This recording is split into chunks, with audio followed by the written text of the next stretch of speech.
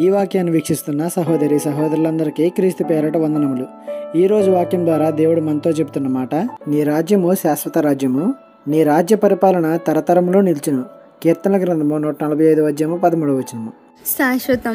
ఏది శాశ్వతం? ఇక్కడ మనిషి యొక్క బ్రతికే శాశ్వతం కాదు ఈ లోకంలో. ఇక మనిషి చేత తయారు చేయబడ్డ వస్తువులు శాశ్వతం అంటారా చెప్పండి?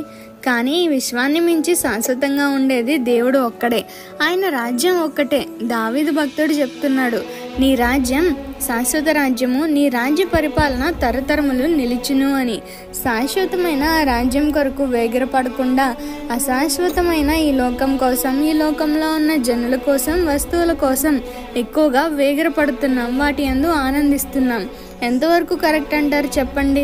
నీ కోసం భూమిని తయారు చేసి అన్నీ సమకూర్చి తన కుమారుడిని నీ పాపాల కోసం బలిగా అర్పించి నీ కోసం శాశ్వతమైన రాజ్యాన్ని ఏర్పరిచి ఉంచితే నువ్వు చేసే ఘనకార్యం ఏంటి?